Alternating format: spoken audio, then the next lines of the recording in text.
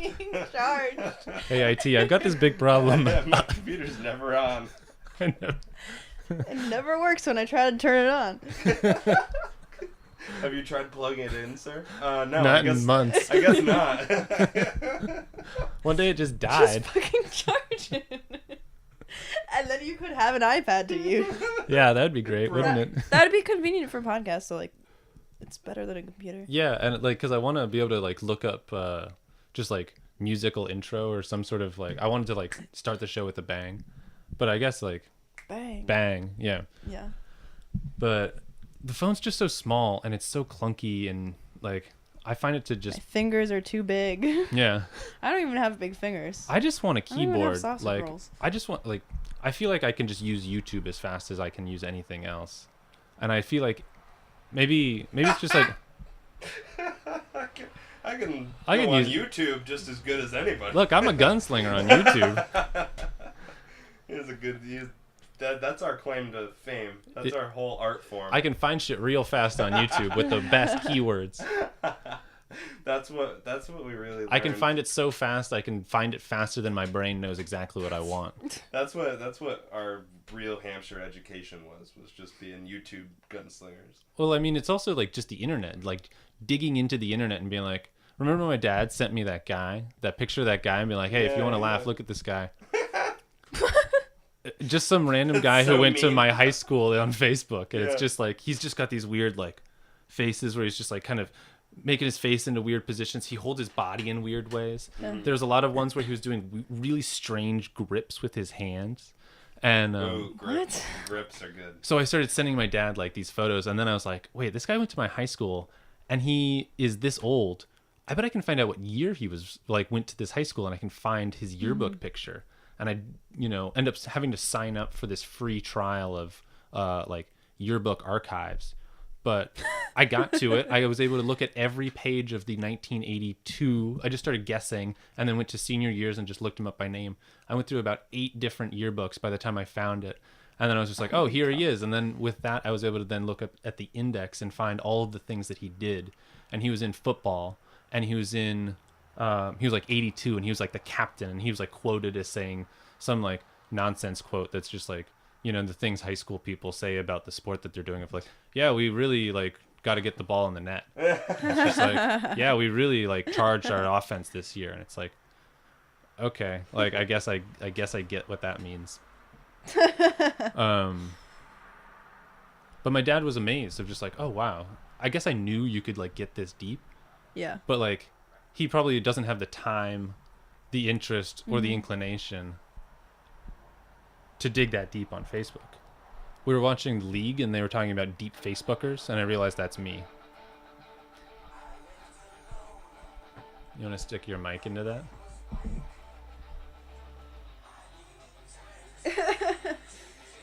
Where's my mic? What do you mean where? It doesn't really... It's not working real well. Hold on. Yeah, Plug in. Yeah, it's better when you hear it in stereo. Why didn't you get your iPad and just plug it in here? Because It's dead. It's broken.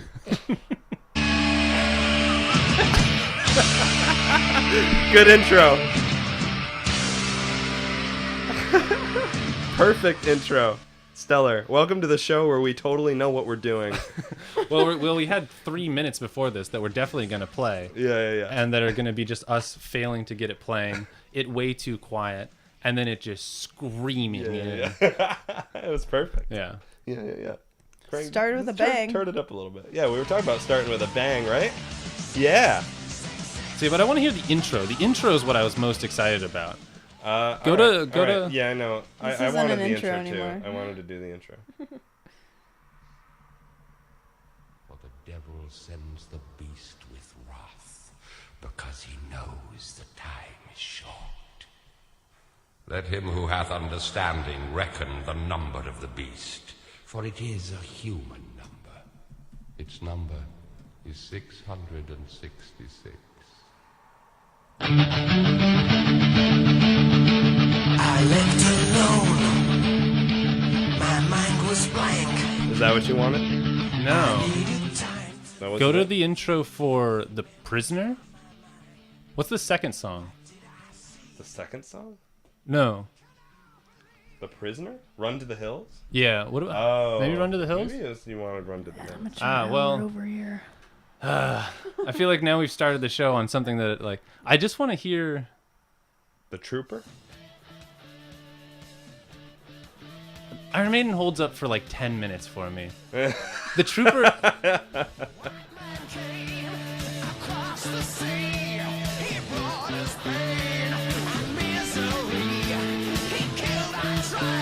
that what you're supposed to do when you're listening to this music?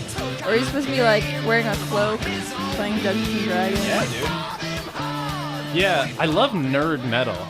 Nerd metal is like, I mean, because metal kids are. That's our genre. They're huge nerds. Yeah, they're huge nerds. And the idea that like you're not a nerd and you listen to metal, you're probably listening to shit metal. Yeah. Yeah, absolutely. Yeah. It's such an interesting subculture where like we were talking about this the other day with like King Gizzard and the Wizard Lizard and like Tame Impala. Are you aware of your mic? Up here? Yeah. Whooper. Let me come in. Pull it towards you. Oh, is that how these work? Yeah. Do I put them in front of my mouth? No, you were. Well, you were gonna like lean over it. I can never get comfortable with this thing. I like speaking into the room. I like the natural amplification.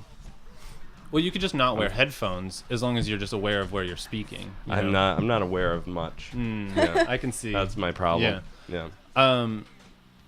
I don't want to use the computer. I feel like the computer is the death of like conversation, right? Like, I don't know. I feel like it just totally changed. Huh? Okay, you wanted a showstopper of an intro. Yeah. You know? I guess what I'm talking about is the experience that I meant to talk about when we started this show, which was like, what do you do when you're uncomfortable? I guess is just like the general question of like, who needs to change if one person is uncomfortable? Like, well, in this context, I absolutely have to change so we can talk to each other. So I'm gonna do that. Okay. Yeah. This is also See a situation. See how easy that was to resolve? But I get so caught up in like feeling bad that I've made someone else change their behavior. Right. Definitely. I never want anyone else to like do what I want just because it's what I want. It's like I want everyone to be wanting what's happening. Right. But that's not always the case. That's probably never the case. You know. God damn it. Speaking of. Yeah. This is also a situation where we're like have the intention of making something together, and it's not like we're just like hanging out like doing whatever. Right. I guess so. In that way, when there's things that become like more than nothing, suddenly you need a like.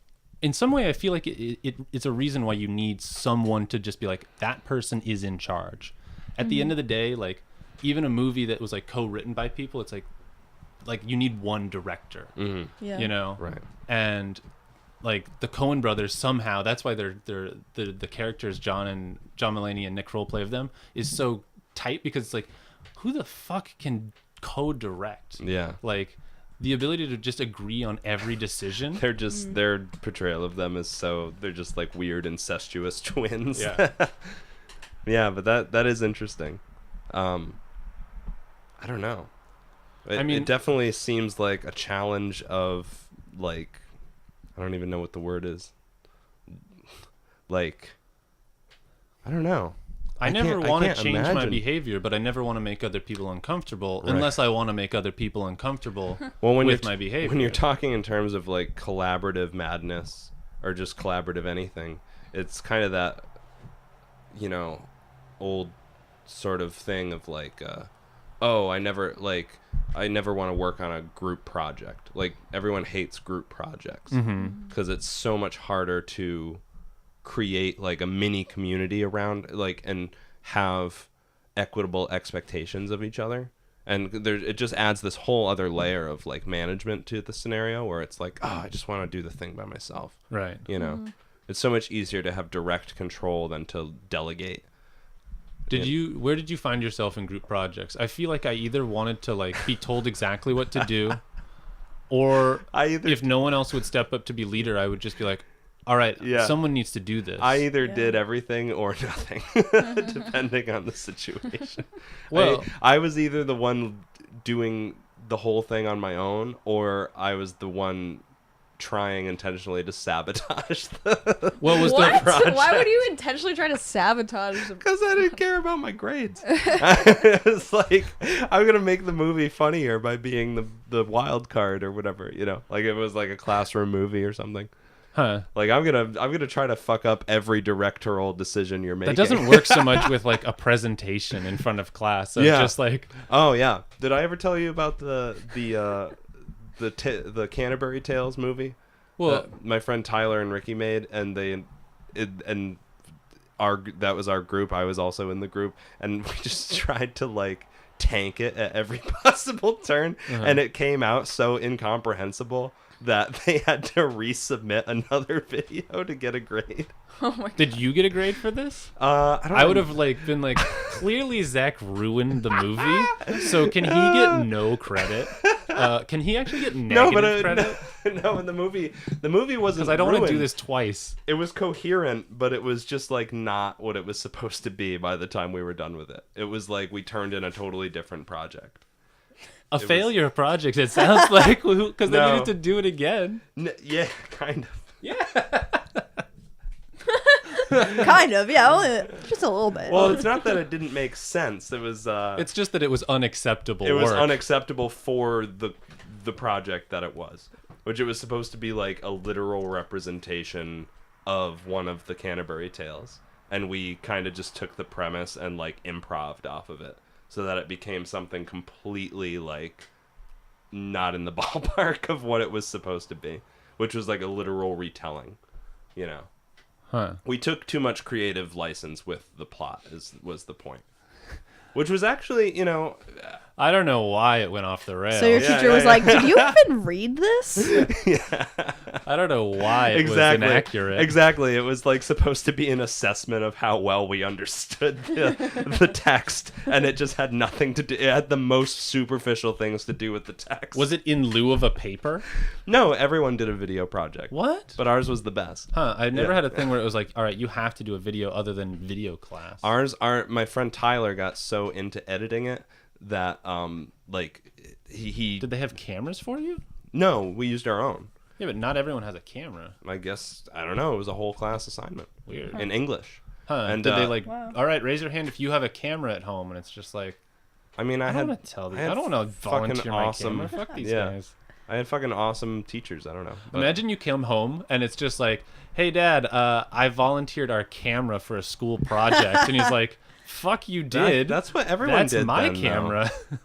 This was $10,000. You don't understand what this is. Like, everyone did that though. You had like a family camcorder, and that's what you would use for everything. That was just the way it was. I mean, in your house, clearly. No, not in your house. I mean, like, I didn't have license to use the camcorder. What? I had my own. Like, at a certain point, like, I asked for my own. Right, because you couldn't use the one. But I mean, Right. like, yeah, I mean, when I was That was like a big birthday present. Kind of thing. yeah. Not everyone just got a camcorder. As a right. birthday present. That's what I'm saying. Is you usually had access to a family one. Yeah. And if you said you were doing it for school, it would be kind of a reluctant, like, oh, all right, if it's for school, you know, kind of answer. But I think, I mean, yeah, that dynamic was great. Me and my friend TJ made our first show on my mom's camcorder, and then we started using his parents' camcorder, and it was just like we would take it outside and just do. I mean, everyone just had the family camcorder. Was my experience. Yeah. Yeah. Yeah. I mean, didn't have this, Melissa? No. Huh.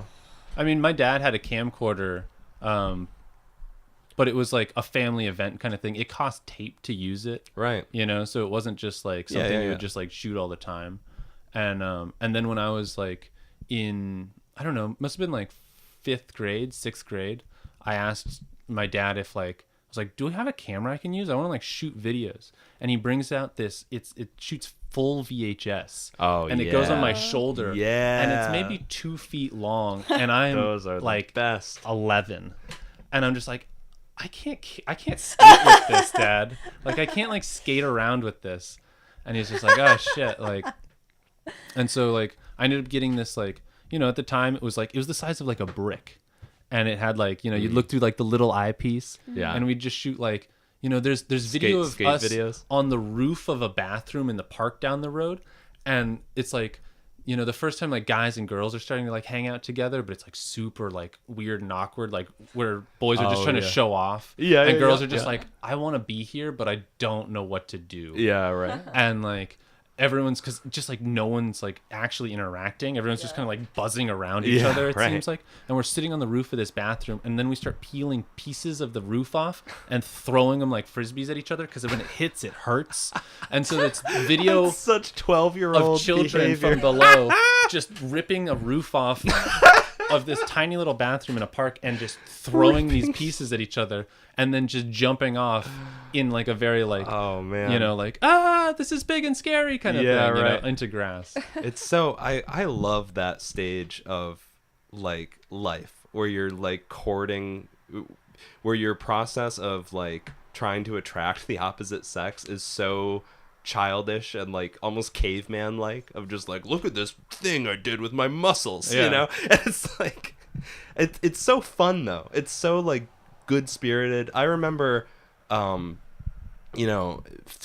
15 in band and like just like competing for like my first girlfriend with like my other friends, and just like who could be funnier, who could like do something like more physically like capable, and I remember so distinctly this walk that we took.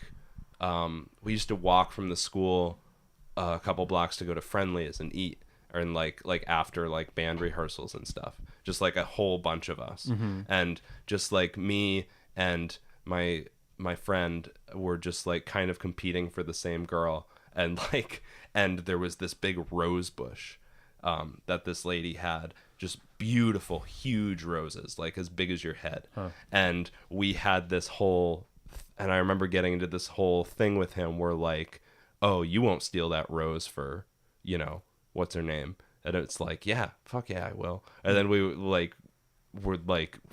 went into this lady's garden like one at a time to like try, and she would just kind of like sat there and observed us and like laughed, like she like totally for an audience, and we like crept in this lady's garden, would like steal her plant and come out and be like, look, I had the balls to do it. I remember she just that watched the whole time, or like it was all for her. And it was just such an interesting dynamic. Wait. The young girl watched. Yeah, the girl we were fighting not over. Not the owner of the flower. Oh, yeah, no. But that's what I mean. It was just like, she just stood in the road and laughed, and it was like, oh, I can't do it. I don't want to do it. And then it was like, he would get a little closer. And then I think I finally was the one who was like, no, I'm crazy enough. Fuck this lady's bush. And I just like, like, but I love that stuff. It's so funny. It's so innocent and so like playful, I think adults fall into this like kind of awful trap of just like, oh, I'm trying to court someone, I'm gonna show her how much money I can spend, or like, well, it's the same display, or like, let's go out and get drunk and fuck each other, like, yeah. But it's just, I don't know, there's something about it. Well, that's the drunk just, like, and not fuck each fun. other, I don't think is the same level of like displaying like positive like character skills. Yeah, like one is displaying bravery and the other is describing like, whatever measures of like things we attach to success. Yeah, but in that like that sort of childish frame of mind, it's like the things you're demonstrating are so much more diverse, it seems, than just like, now you want to have sex with someone and it's like, oh, let's go get martinis. It's like, and it's just like, I'm trying to demonstrate that I'm an adult. Yeah. And and like, it just feels so cynical. It's like, when am I going to get to demonstrate that I'm silly? Yeah. Or that I'm, well, then maybe you brave, should choose better I'm... first dates. Yeah, maybe. I mean, yeah. First dates always have been like a formality, unless, I mean, you fall in love with someone who you like see on a regular basis, and then it's like, like I've been really good at avoiding using names, but like when I was in that relationship with the person that we worked with together that summer, like our first date was like, going rollerblading on the Amherst College hills at like 4 a.m. And that was like such a fun. In some way, do you feel like that sets the tone for what your entire relationship is going to be? Yeah, I mean, that relationship was just really fun all the time. Mm-hmm. You know, it was like every day we were like doing something kind of like childish, and, you know, in that way of like, you know, the competition over the rose, you know, just like, and it was always just like you're demonstrating different qualities of yourself in this really engaged way of not just like sitting in a restaurant. So what do you do? You know, it's like, it was just like, oh yeah, but it's funny because that was the only time I was able to pull that off, and it was because it was a coworker, and it was obvious that we were going to be more than coworkers. So it was kind of like you're already friends already, and you're not total strangers. So you kind of have learned more background about each other in this structured way. So then when you leave that structure, it's like, okay, I know what you're all about. You'll probably be into this weird thing, right? It's like, oh yeah, let's go rollerblading on a dam. Like, and then like sneak into someone's swimming pool. Like you just hit the ground running. And those are the type of dates I was having, and that's why I was so fucking in love with that person. Well, no one was just like, whoa, this is so fun, like right away. And I think I had that similar thing with another girl I dated who I worked with, where it was just like you were able to just like take off because you already had this foundation. Because you already experienced sort of like the same context together. Why do you think that's necessary to be able to like kind of rock it off? I don't know. Yeah. I don't think it is, but it takes a lot more courage to, you know, hit someone up on Tinder and be like, do you want to go like, you know, like skinny dip in the river, or like run around in the middle of the street at midnight, you know, like silly shit like that. Just it's not like, it's always like, oh, let's get coffee. Can you like, think of evaluate each other first, you know? So maybe that's all it is. Maybe it gives you kind of, it eliminates that first awkward step to like have to like date a friend, you know? I wish it'd be fun to think of like pickup lines for people with like a disposition like my own, of just like, hey, how do you gauge the room for female Bryans? Would you want to go destroy a brick wall with me?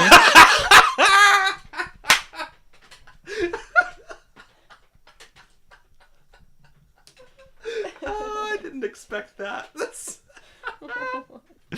so funny. That's such a good pickup line. Yeah. That's so honest. I love it. Like, if you do, we're going to have a blast. I just imagine, if you how don't, are you doing it? I just imagine you just like chipping away at it slowly. Yeah. That's... Because most people aren't going to want to do that. Yeah. That sounds like work. Not really like a fun time. Yeah. But it could also be really fun. It could be great, that's right? That's the girl you marry. Yeah. The one who's like, fuck yeah, I want to break a wall. What kind of tools you got? Yeah. Who doesn't even ask why. Yeah. Just says, yeah, that sounds interesting. Of course I do. That's why, I think that's what I was getting at when me and Joel tripped in the woods, and I was saying like, oh, Lisa didn't want to come play in the woods. Like, I was so discouraged. You, Joel, and Lisa would be such a funny dynamic, though. Oh my god! Because like you can, especially at that time, it was like November. Like we had known each other for like 4 weeks. You know. Oh. It was real. It was like first semester at Hampshire. And I don't know. I'm sure part of her was like, I'm at college, I should say yes to everything. And she's like, that's not a good idea. Yeah, I think that's what it was. I kind of like had a little crush on Lisa, and I was like, oh, maybe she'll come hang out with us. And then she was just not ready to like dive right into that craziness. Well, it's just like, I mean, it's a weird guy coming up to you and being like, hey, you want to come in the woods with me and my friend who are on drugs? Like, no, I don't think so. And I was like, no. Yeah. I felt so rejected. But then I, of course, realized how silly it was afterwards. But it's interesting. Have you heard of the new show on Invisibilia where they talk about this? He's a Google engineer who felt like he was stuck in a rut. And he was just like, man, I'm just like biking to work, going to Google lunch, biking home, just doing it every day. And he's like, so he wrote an app that uses Facebook's events, and it surveys all the events in that guy. Yeah, I was listening to that. San Francisco. Yeah. And then it just sends him to a random Facebook event. and he just completely randomizes all of his experiences. That's so cool. And he's like, yeah, I acknowledge that, like, you know, as an unassuming like white guy, I have this ability to just like kind of just show up anywhere and feel pretty okay. Yeah. And like, it's definitely a privileged thing. Yeah.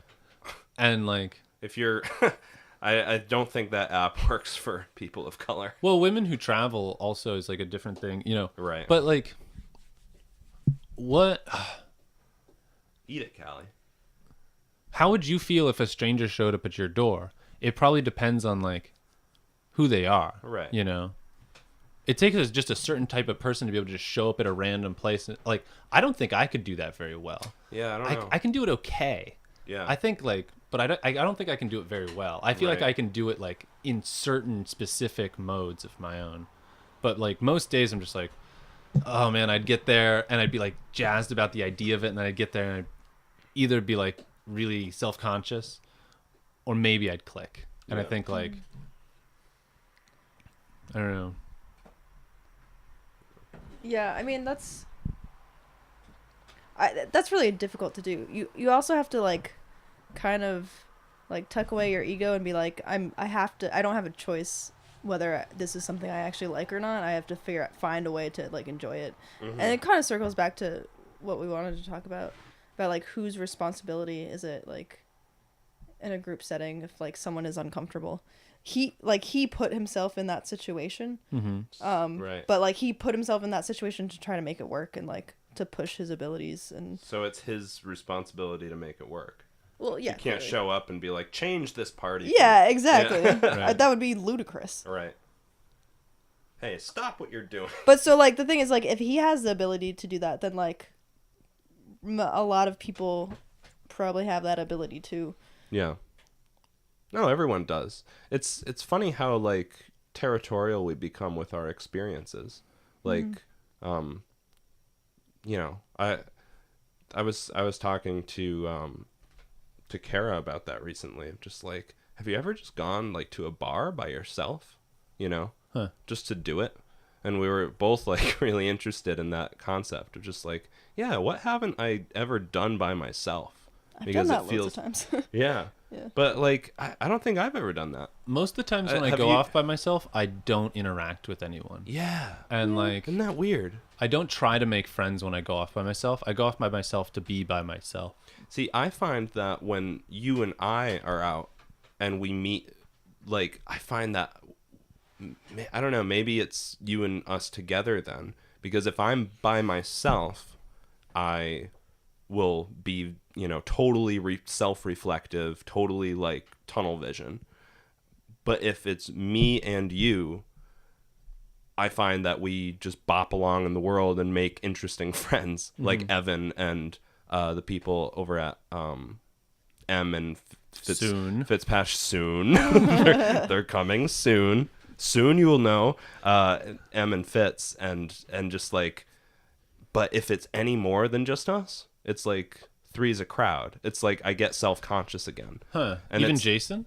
No, well, a little bit Jason. Jason intimidates me. Yeah. I mean, it's just a kind of intimidating guy. Well, Jason also likes being by himself. And so like he's in a very like, you know, doing his own thing mode.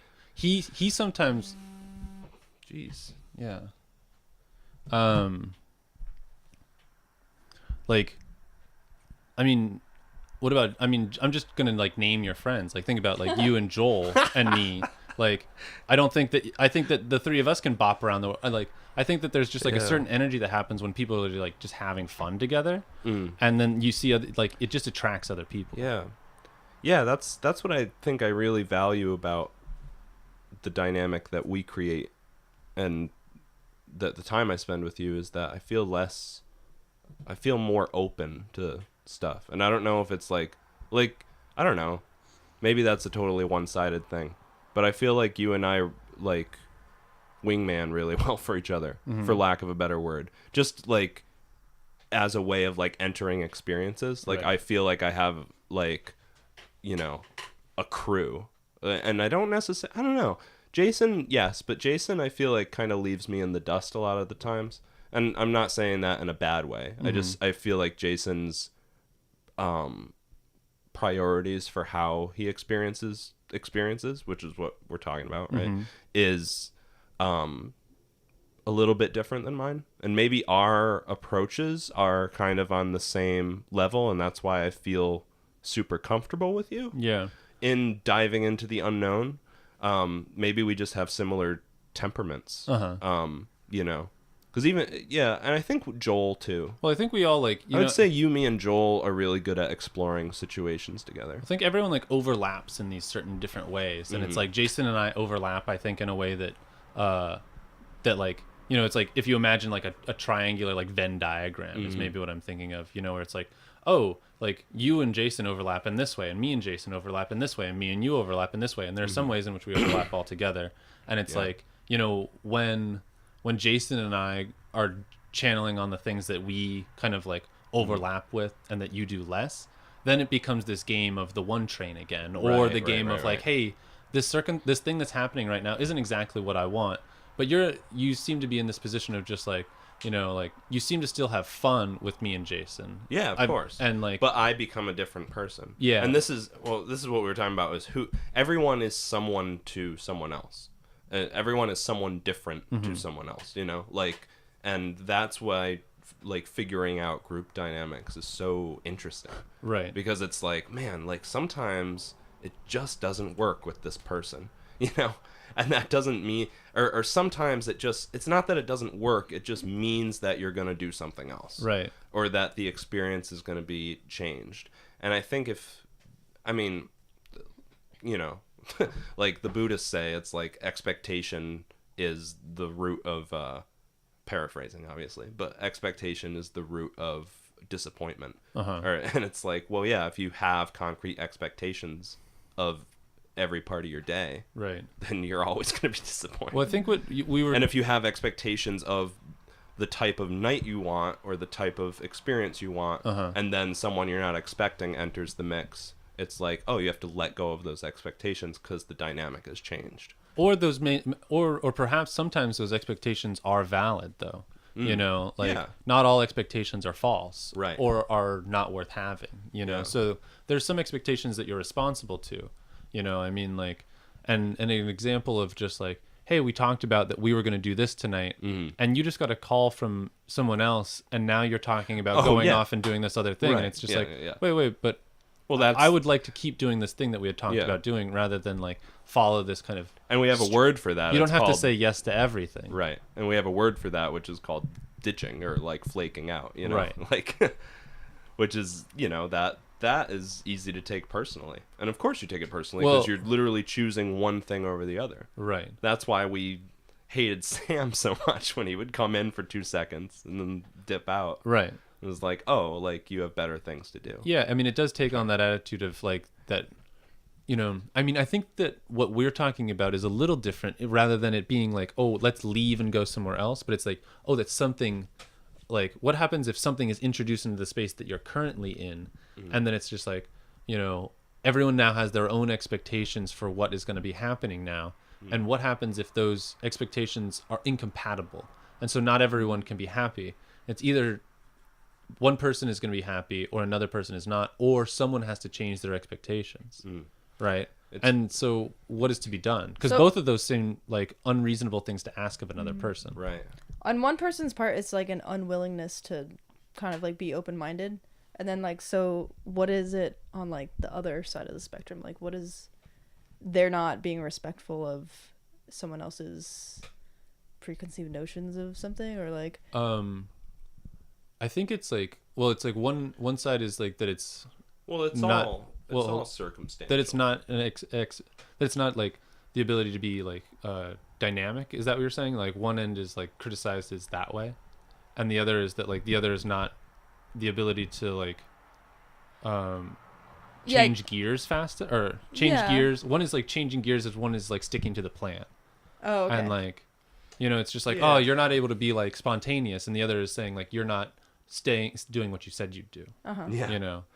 Yeah, it's not. I mean, of course, it all depends on circumstance too, because it's like, you know, if there's a big difference between, you know, going out, like the situation of like, okay, so you go out with your significant other on a date, which is supposed to be you two, and then you bump into a friend of yours and you start talking to them. I'm not saying this is a specific example, No, this is, but I think it's like an archetypal anyone example. can imagine. And Yeah. and you get hooked into that, and then your partner gets mad at you for having your attention stolen away for maybe longer than they had patience for. right.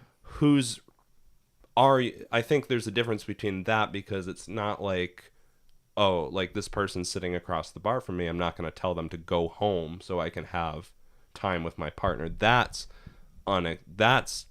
bizarre. Right. Like, but there's a difference between that and, oh, here we are on a date and I just called my friend to come over, so obviously there's no Right. one way to respond.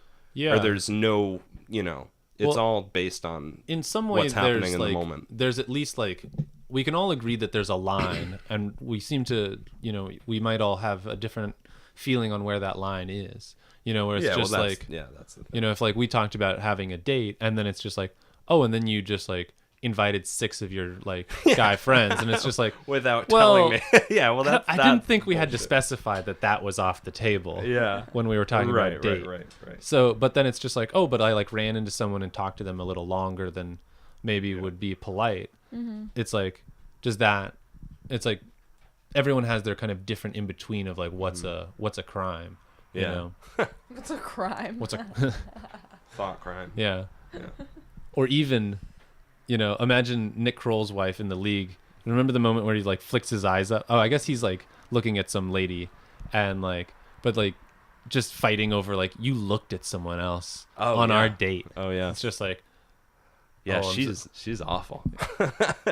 She's a perfect example of that, that hypersensitivity around, or putting the burden of the responsibility solely on one end of the dynamic. Right. Where it's like, no, you have to make sure I'm having a good time the whole time. right. And it's like, That's true. that She shit is crazy. Yeah. And I've lived through that stuff, and that's bullshit, And as far as relationships go, and friendships, I mean, it's got to be spread out Well, you have to be some sense. responsible for the other person's happiness to a but- point. Yeah, I Yeah. mean, it's like that's, I think, the question is like, you wish the other person's happiness, but to what extent are you responsible for it being the case?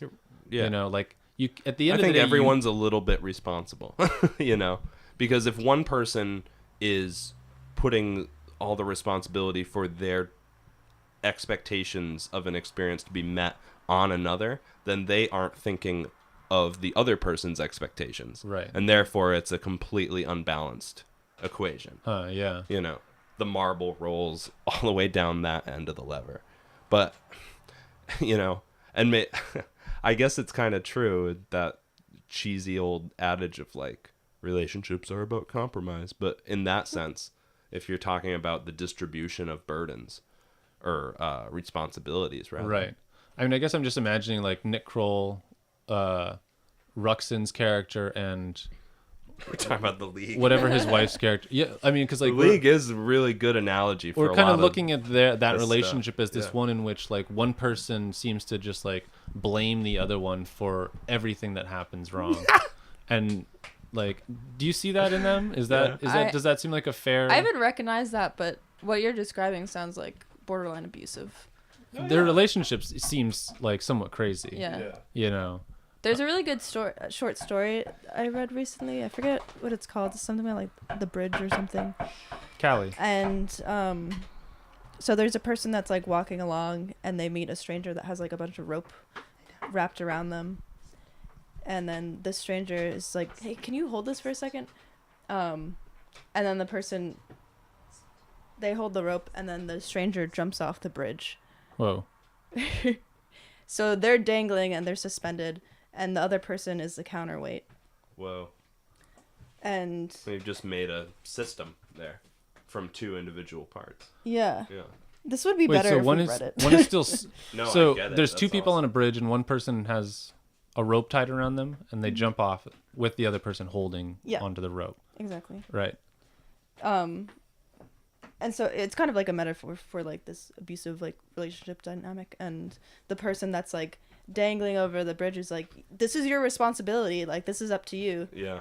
and then the person at the top of the bridge. It's like, I can't let go because they'll die. Exactly. You know? But they never wanted responsibility for that, and they never, Right. you know. Right. I love that. Yeah. Is the whole story about that? Yeah, it's a short story. So, do you just let go? Eventually, he tells the person like, well, this is on you. If you don't like help me to get yourself up, then I'm gonna let go, and that's your decision. That's not mine. Mm-hmm. I mean, yeah, it could be this thing of like, I will anchor if you can climb up the rope. Yeah, that's Right. what happens. Yeah, he's You like, know. you have to help yourself. Yeah.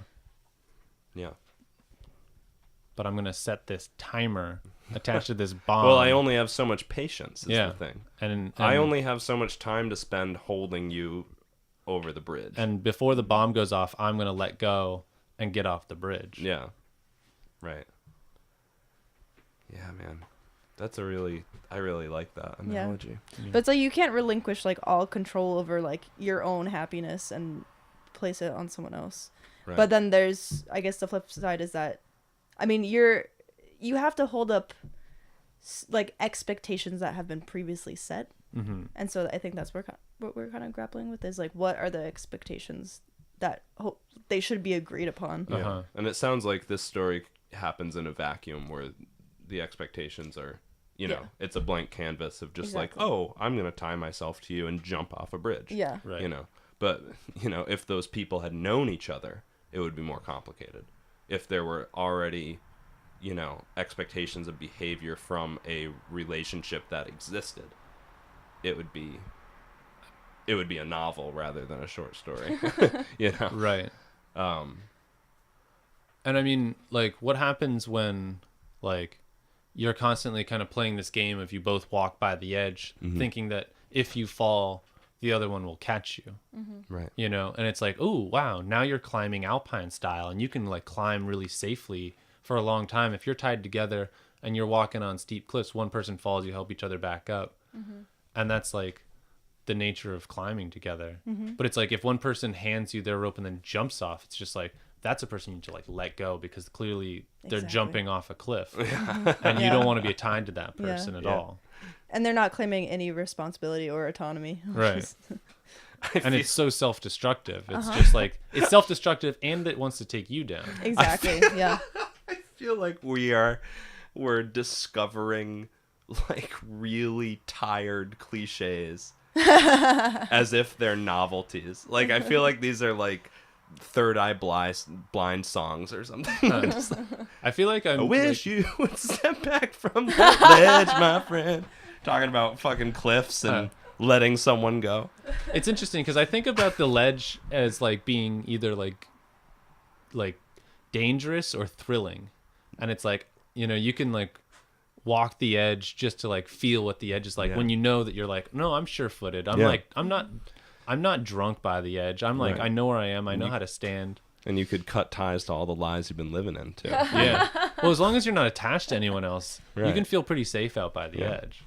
But the moment you have someone else who you don't trust attached to you by the edge, you're just like, I want to be near the fucking ground and I want to be safe. Yeah. You know? And it's like if you don't want to see that person again, they would understand. They, You know what I mean? yeah. You know what I'm saying? I mean, like, Yeah. well, if there's, I mean, so that's the thing is like, if people make you uncomfortable, Yeah. like, Sorry. why be attached to them? Yeah. Right. You know? You know. Yeah. Because ideally, you want the like alpine style that you were talking about, where it's like you have like somewhat of a safety net, and that's like what you want in a relationship is like you want to be like a team, and not have like one person dragging you down. You want to be able to like support each other, like if one person's falling and vice versa. You know, it goes both ways. Right. And And you that's- need to be climbing like the same mountain in this kind of like literalization of this. It's just Yeah. like, wait, you want to be at that peak and I want to be at that peak. And this rope isn't long enough. Like, and at a certain point you're just like, well, I guess I'm going to just keep climbing by myself. How long could that rope be though? You know. I mean, some people That's an interesting question. Is like some people Really? That's an interesting. No, Well, I mean, Well, some mountaintops have ridges that connect them, and it's like you can get to your own peaks and then walk across and then start climbing again. yeah. You know, but like because you never stop climbing in this like literalization of how we're talking about like Yeah, right. mountain climbing in life. You never stop climbing. Yeah. Hang in there, in buddy. this in this very novel analogy we've just invented for the first time. Yeah. You haven't heard it anywhere else that life is like climbing a mountain. Yeah. And that you just can't. You just got to keep climbing. Yeah. We're really it's an wise. uphill battle. Yeah. These are the kind of hard-hitting things Is it? we think about, so much so that we feel the need to record them and then distribute these groundbreaking ideas across the net. Across the World Wide Web. Hopefully millions start listening to our great ideas. Great ideas about how life is like climbing a mountain. Don't you feel like we use? You got to let go of toxic people, you know. All these things Look, if you've got that someone we just came up with right now. Look, if you're climbing the mountain and it's a blizzard out and someone's sick, you got to just push them off the cliff. feeling lost, friend, feeling like heartbroken, lost, astray, then this is the program for you. We really know how to ground these big questions about love and meaning in simple things you can understand, such as... Do you have any friends with frostbite that you need to cut their foot off? When there's a friend with frostbite on the mountain and they have frostbite foot, sometimes you're not going to be able to get them down the mountain and you're not going to be able to feed them. So either you're going to have to just leave them there and hope they didn't freeze to death. But there's a pretty good chance that you're going to come back down that mountain and see your frozen friend. You ever have a drink that's too cold and you're like, man, this is what frostbite feels like. It must be this bad because I feel like shit right now. Yeah, I've been outside where my hand turned purple and my skin cracked. Was it anything like drinking a very, very cold drink very fast? Well, sometimes I hold a drink a little too long and it starts to make my hand hurt, so I switch it to the other hand. It's similar to because that. I worry that I'm about to kill my entire frostbite and get frostbite on my left hand. Right. Yeah, that's what I So I thought. know what it's Yeah, like. I was talking about experiences, I guess. Yeah, we've had the same experiences. We're on the same page. Yeah. So Yeah. we're on the same page about, that, how unpleasant the cold can be. Yeah. Yeah. If you just let it run out of control. Do you think there's something irresponsible about Coors Light putting those blue mountains on the can and encouraging people to get their cans so cold that people get frostbite? I don't think anyone's gotten frostbite from those cans. No. Plenty of people have. What figure are you citing? The news. Ever heard of it? Oh. So I read on the news the other day that people were holding on to cans that were so cold. That their sounds hands fell like off. fake news. Have you heard of fake news? Shit, that does sound pretty unbelievable. big now that thing. I think about it. It's a big thing these days. Shit. All the fake news coming out of the Clinton Foundation. It's a mess.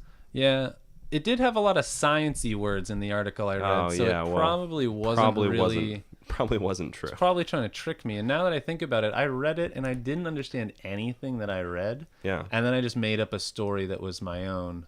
Well, that you worked for the occasion. Yeah. I mean, why would you have to deal with facts, I don't even know what that means. Yeah. Just don't deal with it, man. What is a fact? If it challenges your very comfortable perception of the world and of things happening around you. Well, I'm not comfortable. Just don't bother. Don't presume who I am, sir. I'm not I presuming. suffer and I struggle like any good American. Of course, but if you hear information that threatens your any sense of security you have in just the nature of your reality. Oh, don't you worry. I got a gun. Yeah. I got plenty of security, boy. Fucking 44 Magnum, baby. That's all the security I need, and I wear it every goddamn day. You ain't gonna sneak up on me, no, sir. Is a 44 Magnum a real gun? Oh, you want to fucking see? I want to find out. You want to see it in the back of your head, oh, boy? Yeah, I'm gonna. You won't even see it coming. You'll just hear a bang. I'm gonna put. And you won't have no more head. I'm gonna hit you with my knee bone. Oh, you know Krav Maga? How about that? I know. Oh, you study Krav Maga too? I know. I know Crocodile Hunter 2, and the original, which I thought was better. I haven't been watching his movies. I don't know if he's Oh, the Crocodile Hunter. his training movies, right? That's Yeah. how you hunt crocodile Yeah. with your bare hands. Yeah. Parts 1 and 2. Okay, so we're back We're back on the same page. Yeah. the lecture series. I remember. I've seen this one. He teaches you how to jump on the back of the neck of a croc and just choke that baby out. Just yeah. I don't know. So I didn't actually watch him. yeah. Well, I totally forgot where I was going with that. And we're back. Good times. Do you feel like our generation uses less of these like kind of what we're saying? It's like cliches. I think we have a very well, I think postmodernism is at its very core trying to like break through cliches and challenge cliches. And I think just culture in general is just really tired of like these things that have come to be known as tropes. Like, you know, you never see, rarely do you see anymore a damsel in distress, you know, in like an action movie sometimes, but it's getting a lot more rare. 'Cause we just don't have, We're actively negating them right now. Right, All the gender and Yeah. like race narratives are trying to be upheaved, and the people who complain about it seem so whiny. yeah. The people are just like, "Are you fucking kidding me? James Bond is gonna be black?" Yeah, And it's just like, who cares? I don't care. It's Yeah. like James Bond. He's like, you've seen him a million times white. Do you like? It sounds different. I don't really know. It sounds important. kind of cool. Because it's really important to them that he remain white. It's like, only my perspective is valuable. Me as a white person, like James Bond can only be my hero. Yeah. Just like when people freaked out that there was going to be a black stormtrooper. It's like, oh wait, oh no, all the humans in Star Wars are white. Yeah. Like, did we forget? Like, is that really what you Is imagine? that really how we picture the future? Yeah, is that real? Well, it's not even the future, but is that really how we imagine I guess so. like, you know, a huge galactic civilization just has no people of color in Yeah. it?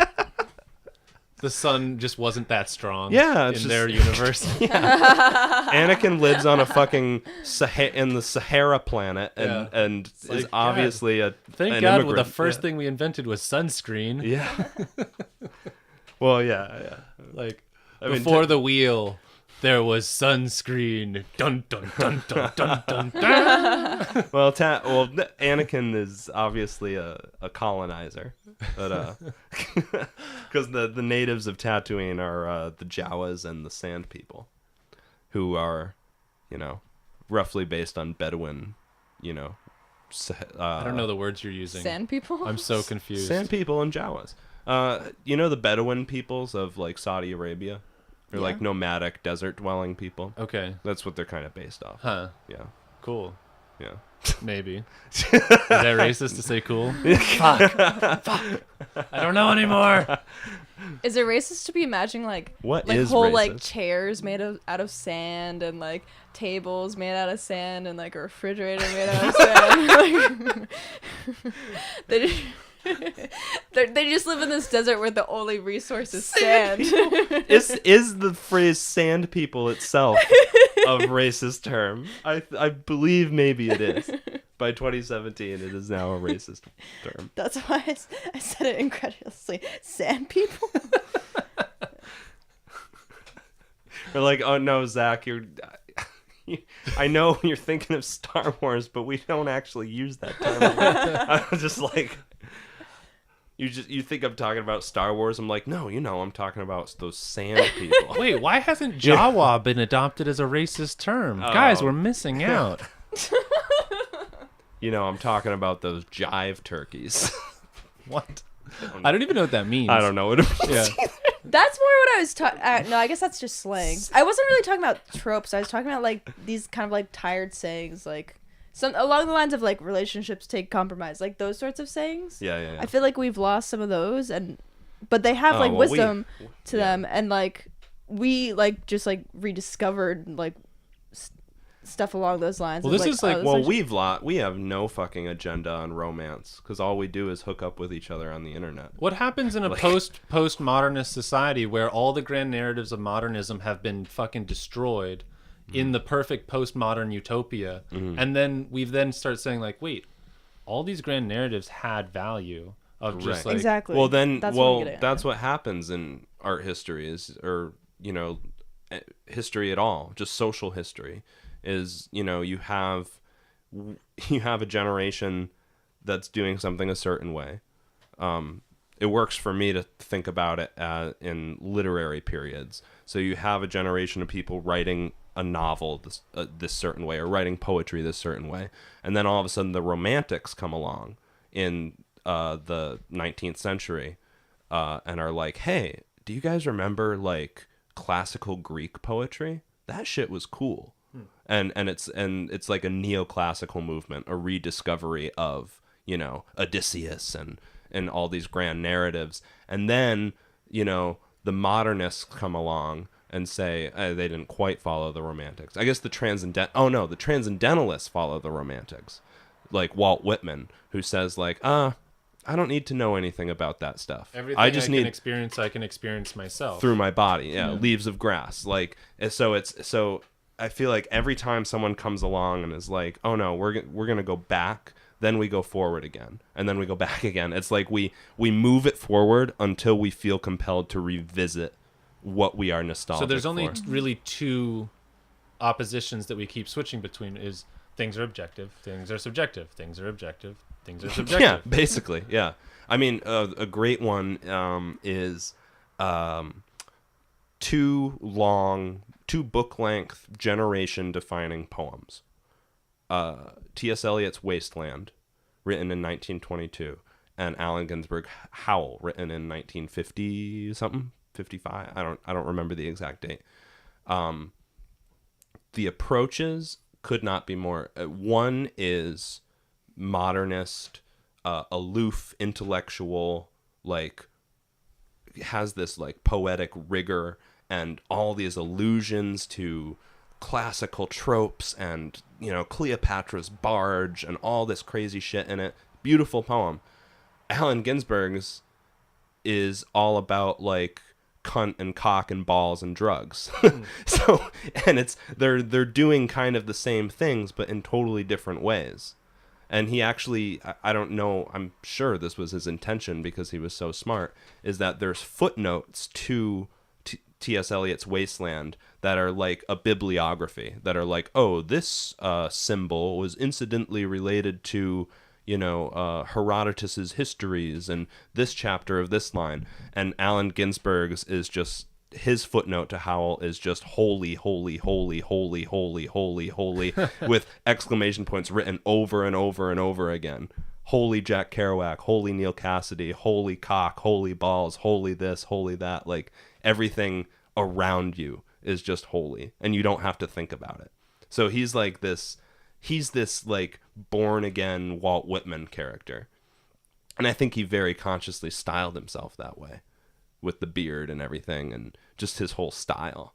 But yeah, it always comes and goes. You always have a T.S. Eliot and then a Walt Whitman, and a T.S. Eliot and a Walt Whitman. And I think right now, at least with poetry, I think we're living through a very academic kind of a resurgence in modernism in a way. Of poetry is very academic and kind of aloof, and it's all about like who's more clever and who can do poetry better. But someone's going to come along and say, oh, we need to get back to like the weird sensory poetry they were doing in the 60s. Like, that's what's really interesting. So that'll happen. I know that'll happen. Well, I mean, someone's going to come along and say we need to write crazier poetry than we have, more theatrical poetry, unless it just becomes a subculture in the way that slam poetry is. Well, how long has this academic poetry been going on in your estimation? Probably since the hippies kind of became not taken seriously, like maybe in the 80s or something. Okay, so it is like a kind of generational, like post. Yeah, it's postmodernism. Yeah. It's, it's the hippie. I think the hippies are a transition from modernism to postmodernism. Yeah. Jack Kerouac was very much a modernist writer until On the Road, and then his style turned into the hallucinatory, crazy, all about sensory experience stuff. But before that, his early novels are very like Hemingway-esque. They're very much like modern, masculine novels. And they were always masculine, I guess. But then they become something totally nuts that had never, that ushers in the 60s way of sort of perceiving the world. If art and writing is just perceptions of the world, which I think it is. But yeah, I think it's going to change. Yeah, I don't know if I would describe those things as modernist and postmodernist as like the divine, like appreciation of the divine and like the everything, or that spontaneity versus structure. Right. Are those like modernist, postmodernist like differentiations? I'd say so, because postmodern. Well, again, going back to, I said postmodern being about dismantling tropes at the very beginning. I think postmodernity has an interest in. My impression is, I'm not a scholar of this stuff, but my impression generally is that postmodernism is all about like moving past modernism. Right, so you have to define modernism then, because postmodernism. Well, postmodernism is just a reaction against all the things. Postmodernism is structural. If T.S. Eliot is the voice of modernist poetry, which he is, then you have to consider his very the sort of benchmark he set for poetry, which was that it was going to be very deep and elaborate and have all these illusions, and it was going to be the apex of fucking Western art. And now, it's fallen in such prominence that it's become, we had a period. I mean, the poetry slam was invented in the 80s by construction workers.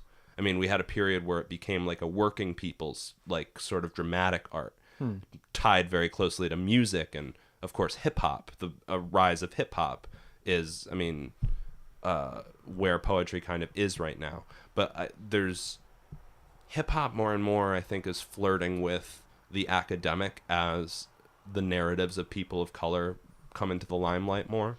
But I think for a while there was this bifurcation of non-academic poetry and academic poetry, which maybe has never been the case before, in terms of literary history, like where you have, hip hop and slams and just kind of casual poetry happening. And then you have the MFAs and crowd and You're just talking about like the salon versus the academy. Yeah, basically. I mean, like, yeah, I don't know if that, that's surely that has happened before. It must have. The experience of like there being the institution and then there's the anti-institution. Right. I mean, that's like, yeah, that's what moves things forward. Right. I mean, we're coming into a weird, I think, and maybe we're craving something beyond it, but it seems like that like all of our educational institutions are essentially postmodernist at this point. Well, I keep getting distracted, but I wanted to address your point or your question earlier, which is the postmodernism is a spontaneity movement in my mind, because modernism is a structural movement. And I think it's a spontaneous movement in that it's unpredictable. It's a movement away all the time. Right.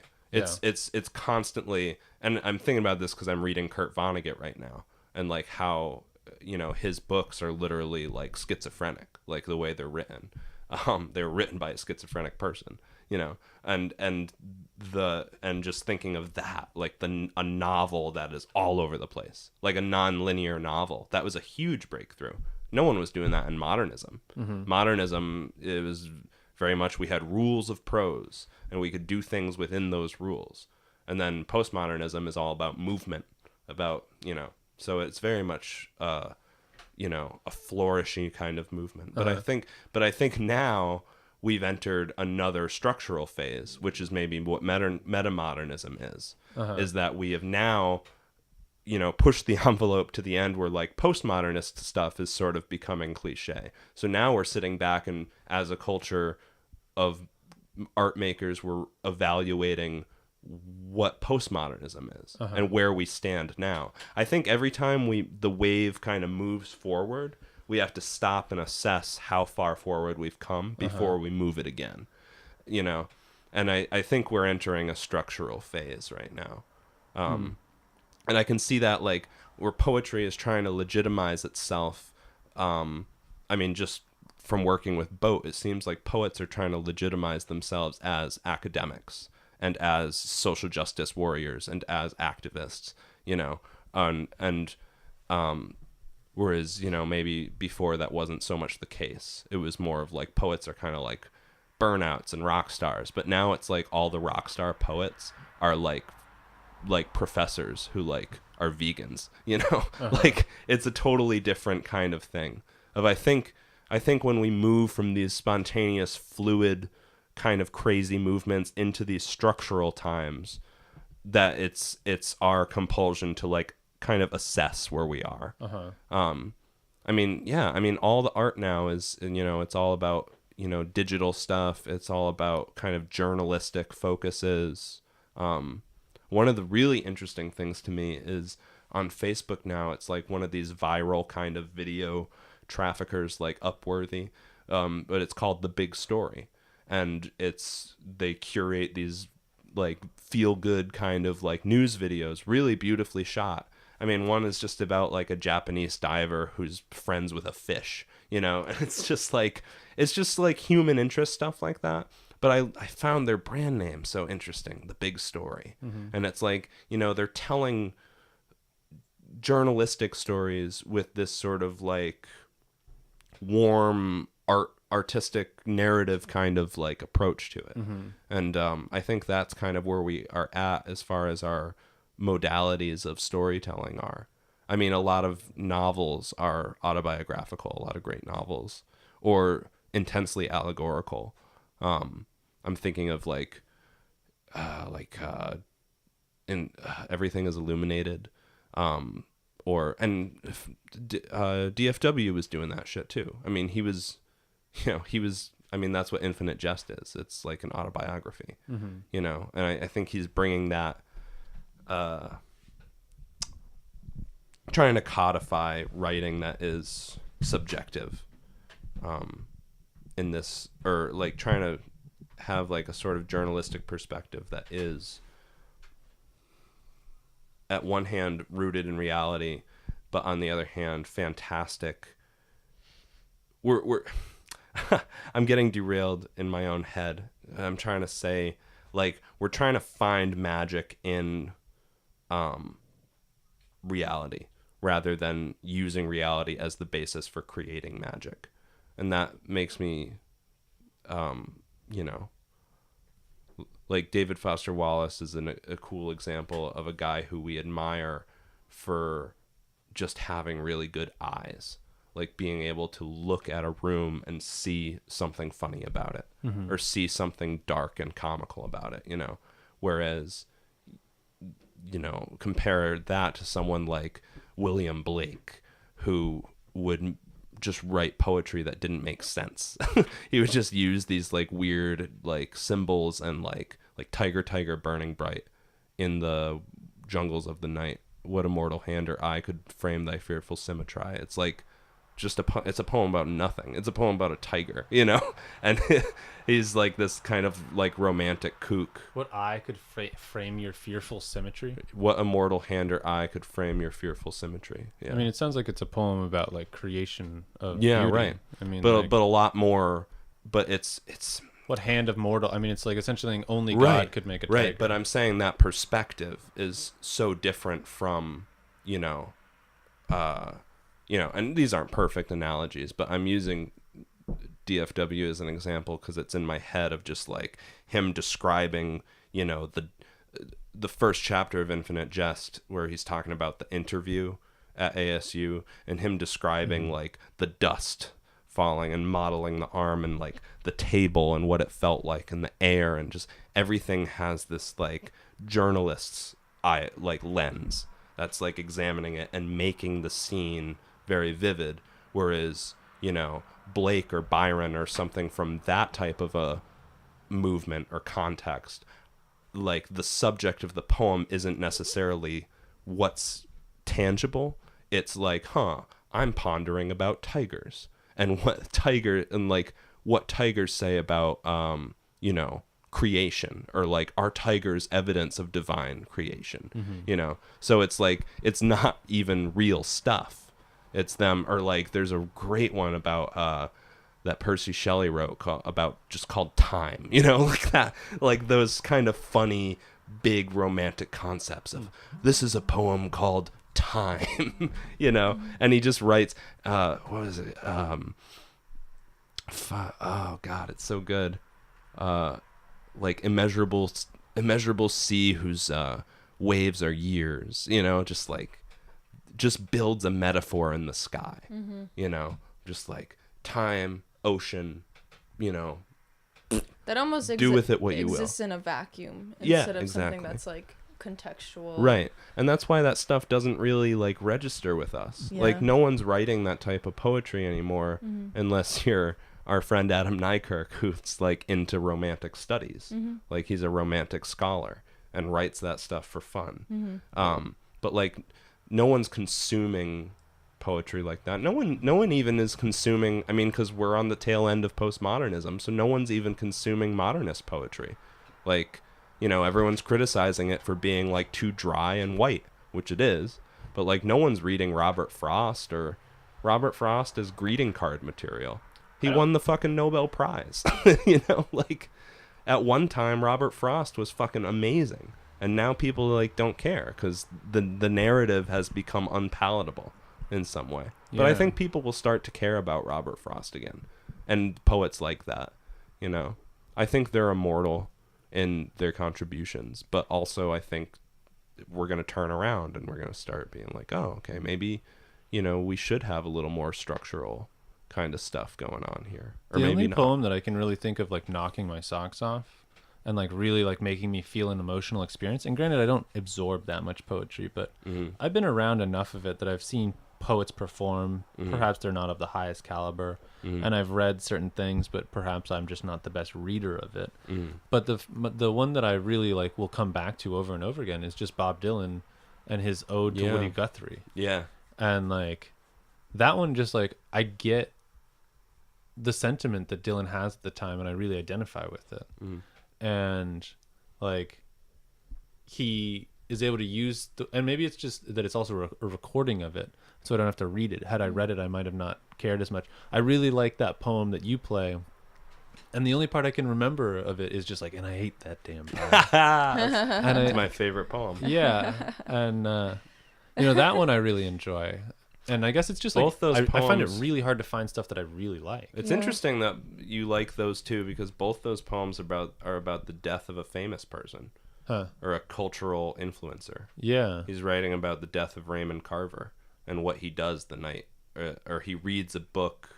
No, Raymond Carver hasn't died yet, but he knows he's going to die, and he writes his last book of poetry is written with him knowing he's going to die. And that's why Hayden Carruth writes a poem about him reading those poems and being like, wow, I know that you know, and it's really hard like for me to know that, you know, to like see the tragedy of your sort of, you know, art, this insurrection you're making as like your last thing, you know. Yeah. That's what's intriguing about like David Bowie's last album. It's just like everyone's like, oh wow, this album's about him dying. And it came out like weeks before he died, right? Like no, it came out right after. Oh really? Yeah, it was like the day he died. They Whoa. released the album. I think he wanted to do it that way. Am I making that up? I have no idea. Do you remember? I think they held on to it until he died. I think that's how aware he was. But I could be wrong. I just remember it happened uncannily immediately. Like, it's interesting if you have an album of just like, this is an album about me dying, and if I die, it needs to come out because then it's done. Yeah. And if I don't die, then I'll decide what to do then. Yeah. But if I die, it's over, it's done, and I've made it. Right. You know. Yeah, it's crazy watching like the music videos from that album, and it's like, whoa. Like these came out when David Bowie was in the fucking ground, and there he is. Like acting in music about him dying. Oh, whoa. It's wild. Yeah. What would you say? It's a great album. Is it a good album? Yeah. It's great. Yeah. I feel like It's really good. James Murphy produced it. Huh. Cool. Yeah. Oh, interesting. It's really fucking good. Oh, I would love to listen to it with you guys. Yeah. But yeah, I think like it's funny I always love the open-endedness of this show because we just go on so many loops. Well, but I think we're hovering around the same ideas about experience and, you know, the way experience, like systems of communication and experiences and context just are so dynamic and always changing. But what's interesting about, you know, art movements in some way is that there is a predictability to kind of how they move, you know. Yeah. How the human consciousness goes back and forth, back and forth, back and forth. And there's also predictability in how people will react. So you don't necessarily need to write about lay down every expectation of things. It's like some things are just like the way in which things are. Yeah. You know, and it's just like, yeah, I'm not sure which conclusion I'm drawing there, but I don't know what I'm saying at this point. What would you like to say? Raggle splat. Say something. Or I'm giving up on you. You're giving up on me? Yeah. All right. Well, I feel like I had something that was. Oh, I've been listening to Pimp a Butterfly again, and I wanted to like talk to you guys about the end of it. Do you know the end of? Have you listened to that poem? That poem, and yeah. then he talks to. Is he talking to the ghost of Tupac? I don't know. Do you know who he's talking to? I don't know who he's talking to actually. Because the album But ends I do love with that. Yeah. character, and I think he yells "Pac, Pac," and it's him like disappearing, Whoa. and the album just ends. Huh. And the conversation they have is like, yo, About, the like- next time it's gonna be real. Yeah. Like I don't think people realize like how angry people are. Yeah. But like, shit's gonna go down Yeah, soon. yeah. Like race relations. and Yeah. stuff. Yeah. I wonder if that is like. I mean, that album's just amazing. I don't doubt that they could have done anything on that album. You know, like they could have used a recording of Tupac and then like laid it perfectly so that it sounded like organic conversation. right. You know, but man, that would be interesting to hear. Because I think Kendrick considers himself to be like in the lineage of Tupac. Yeah. Tupac is from Compton too, right? I think so. They're They're all West from Coast. Yeah. Compton, Tupac is West Coast. Biggie was East Coast. Like Right. this, like idea of like, no, this is how the world works. Yeah. Like Compton. this is what This is what New cool York. is. Yeah. I mean, it's just a battle of guys just saying like, no, this is what cool is. Yeah. What are you gonna play? I'm gonna play the end because I'm just so curious now. Yeah. I mean, he reads the poem again in its entirety, and then just is like, and then that's it. I don't know. I was just gonna like, you know, call it this and like, but what do you think? Or you like asked him like, he asked him a few different things. He asked him like, you know, would you consider yourself to be a fighter naturally, or would you consider yourself to be someone who like has reacted after being pushed against the wall too many times?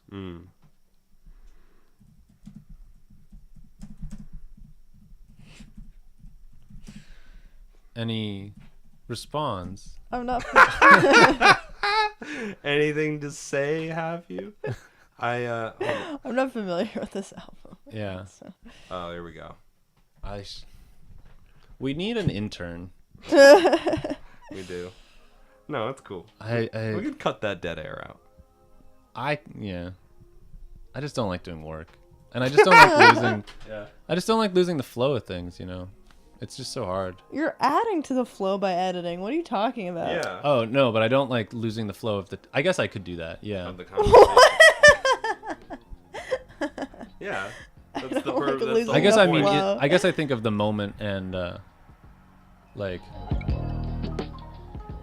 the final product as being the same thing. Nope.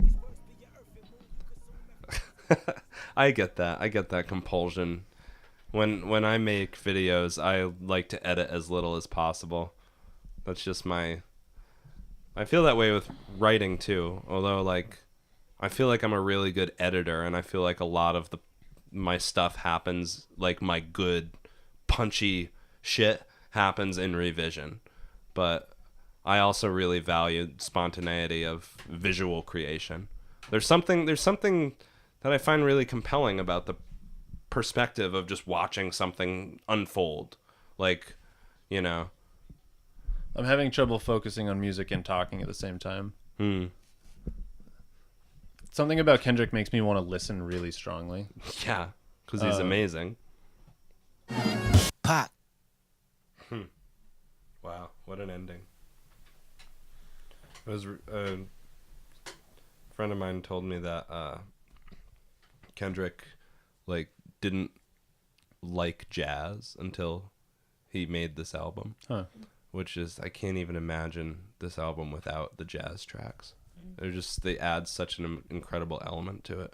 Yeah. It's just like, you know, the music history of like black people. Yeah. But I guess he like loves jazz now. I think someone from Snarky Puppy helped produce a lot of his tracks, which is like this really intensely good, like modern jazz band. Uh-huh.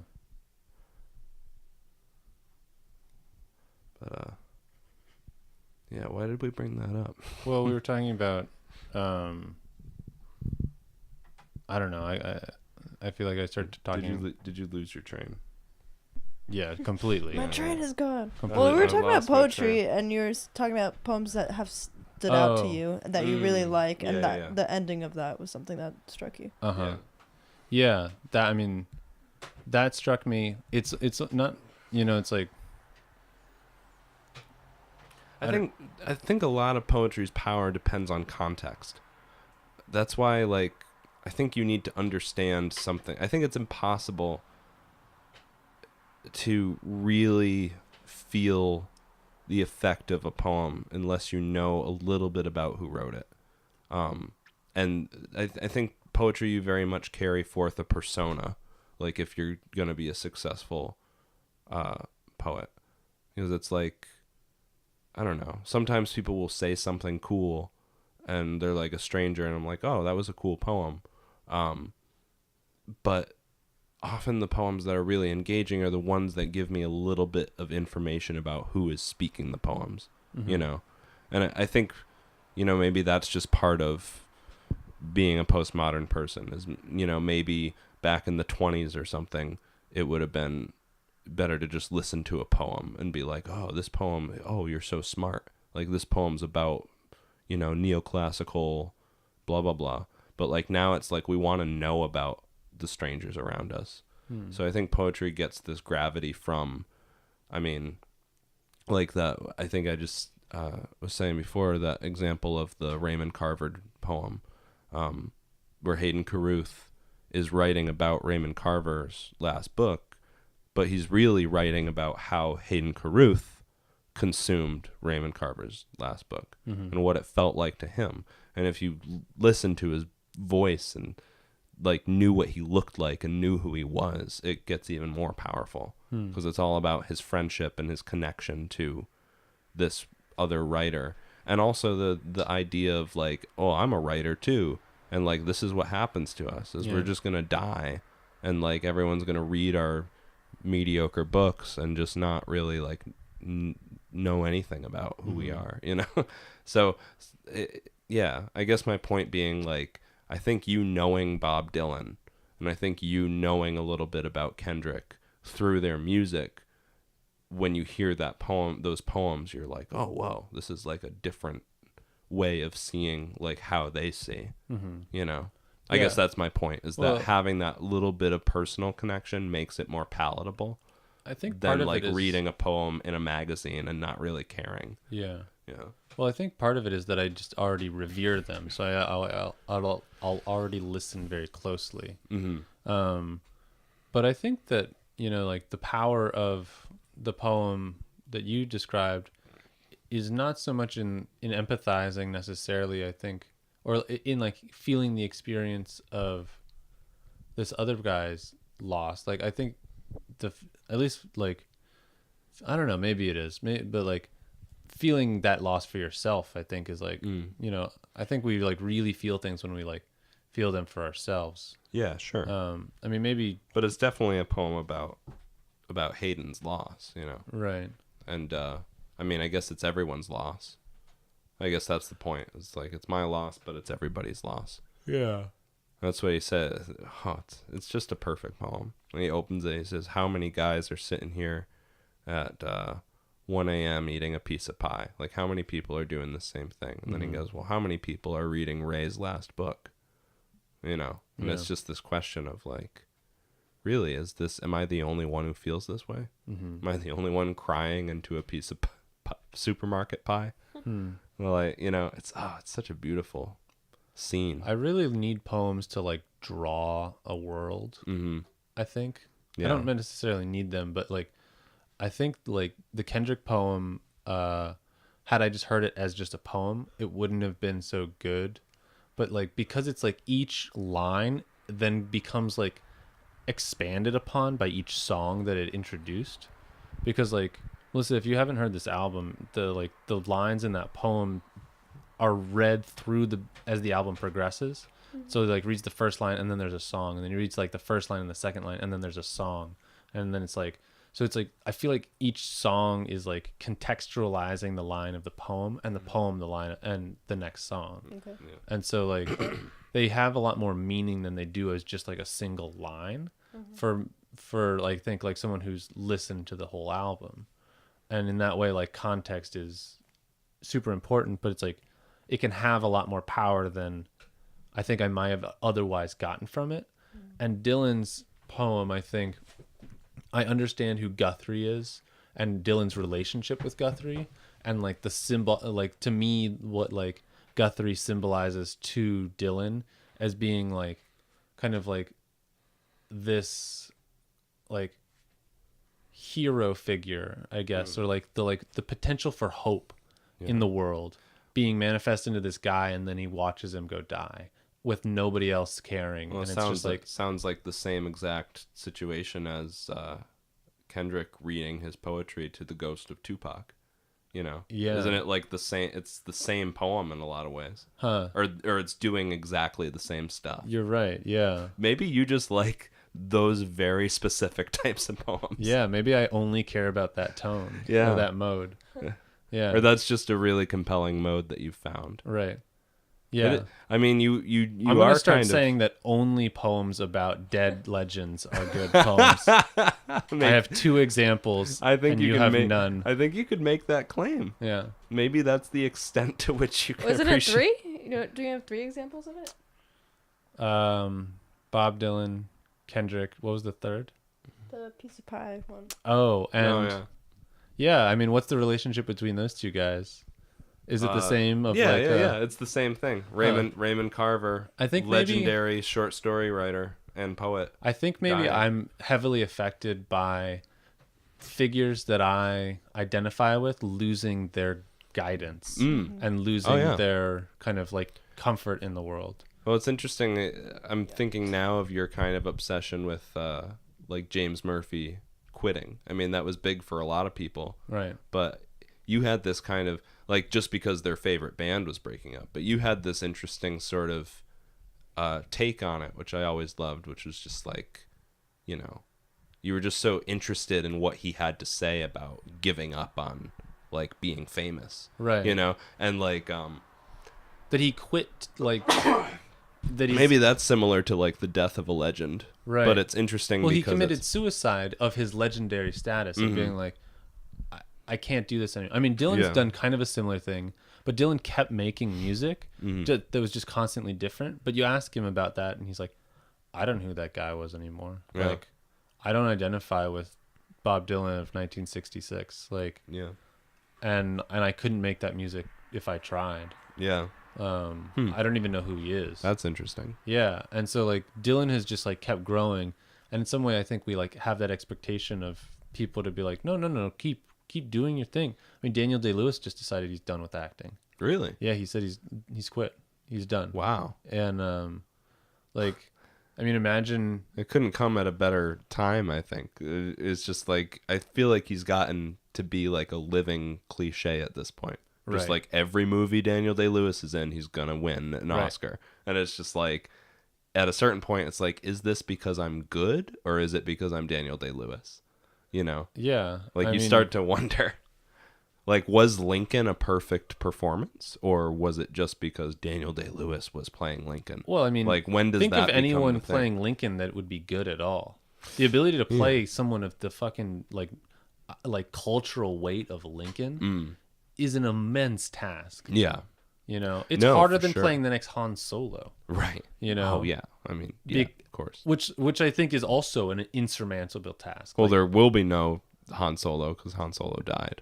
there's doing Han Solo prequels, Oh, yeah, but that's going to be for fun. That's right? But it still has a lot of like young Han's- responsibility. Yeah, it does. So- But definitely not the same. I see what you're saying. Right. Or like I always wanted to see that movie Selma. I missed it when it was out. I wanted to see the person play Martin Luther King. That's huge too. Huh. Or Bryan Cranston playing LBJ.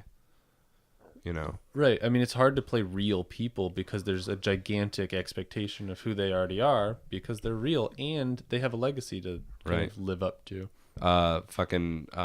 This is actually an interesting topic because I really love movies where like watching people perform as historical figures.